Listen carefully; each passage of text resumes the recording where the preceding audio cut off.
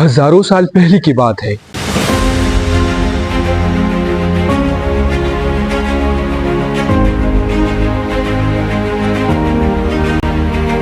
کہ جب دنیا پر ایک ایسا قوم رہتا تھا جو طاقتور بھی تھے، مالدار بھی تھی اور ترقی یافتہ بھی تھی، لیکن ان کے دلوں میں سے اللہ تعالیٰ کا خوف ختم ہو چکا تھا۔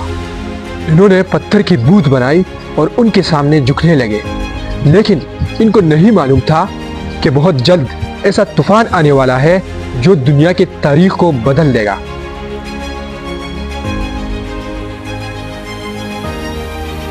حضرت نوح علیہ السلام کی قوم قدیم زمانے میں ایک سرسبز علاقے میں رہتی تھی۔ وہ مضبوط گھر بناتے تھے اور کھیتی باڑی کرتے تھے اور ایک آرام دہ زندگی گزار رہے تھے، لیکن شیطان نے ان کو آہستہ آہستہ گمراہ کر دیا اور انہوں نے 5 پتھر کے بڑے بت بنائے۔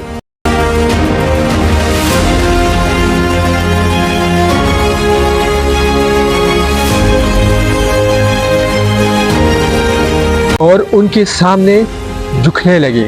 اللہ تعالیٰ نے ان کی ہدایت کے لیے اپنا ایک نیک بندے حضرت نوح علیہ السلام کو منتخب کیا۔ انہوں نے اپنی قوم سے کہا، میں تمہارے لیے اللہ کی طرف سے ایک واضح ڈرانے والا ہوں، صرف ایک اللہ کی عبادت کرو، اس کے سوا کوئی عبادت کے لائق نہیں۔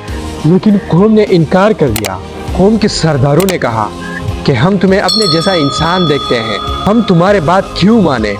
انہوں نے غریب ایمان والوں کا مذاق اڑایا۔ انہوں نے کہا، یہ کمزور لوگ تمہارے ساتھ ہے، ہم تمہارے پیروی نہیں کریں گے۔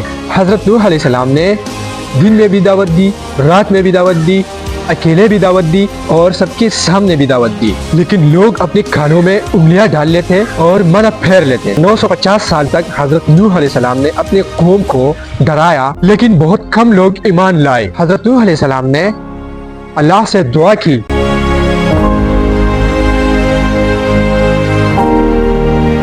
کہ اے اللہ، کافروں میں سے کسی کو زندہ نہ چھوڑ۔ اللہ تعالیٰ نے حضرت نوح علیہ السلام کو حکم دیا کہ ہمارے نگرانی میں ایک کشتی بناؤ اور ظالموں کے بارے میں مجھ سے بات نہ کرو۔ حضرت نوح علیہ السلام نے فوراً کشتی بنانا شروع کر دی۔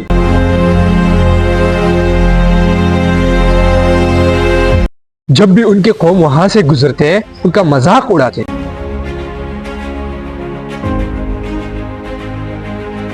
وہ کہتے، اے نوح، تم تو نبی تھے، نعوذ باللہ، اب کارپینٹر بن گئی ہو۔ حضرت نوح علیہ السلام نے کہا کہ آج تم ہمارے مذاق اڑا رہے ہو، کل ہم تمہارے مذاق اڑائیں گے۔ پھر وہ دن بھی آ گیا، آسمان کالی بادل میں چھا گئے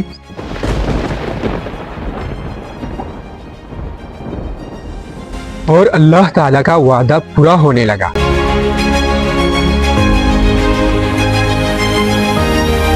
پھر اللہ تعالیٰ نے حضرت نوح کو حکم دیا کہ ہر جانور کی ایک ایک جوڑے اور ایمان والوں کو کشتی میں سوار کر۔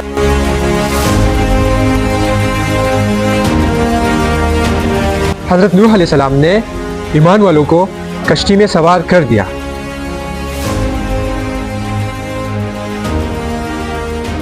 حضرت نوح علیہ السلام کا اپنا بیٹا ایمان نہیں لایا تھا۔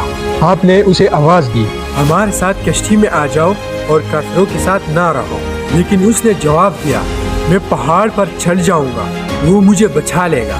حضرت نوح علیہ السلام نے کہا، آج اللہ تعالیٰ کے عذاب سے کوئی نہیں بچ سکتا۔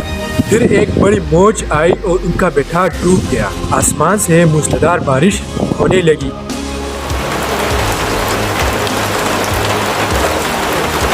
زمین سے پانی نکلنے لگا، پانی بڑھتا گیا یہاں تک کہ پہاڑ بھی پانی میں ڈوب گئے۔ حضرت نوح کی کشتی اللہ کے حکم سے نہروں پر تیرتی رہی اور ایمان والے محفوظ رہے۔ پھر اللہ نے حکم دیا، اے زمین پانی نگل لے،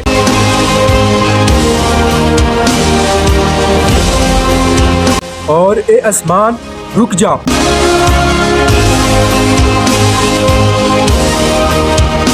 پانی کم ہونے لگا اور کشتی پہاڑ پر جا کر رک گئی۔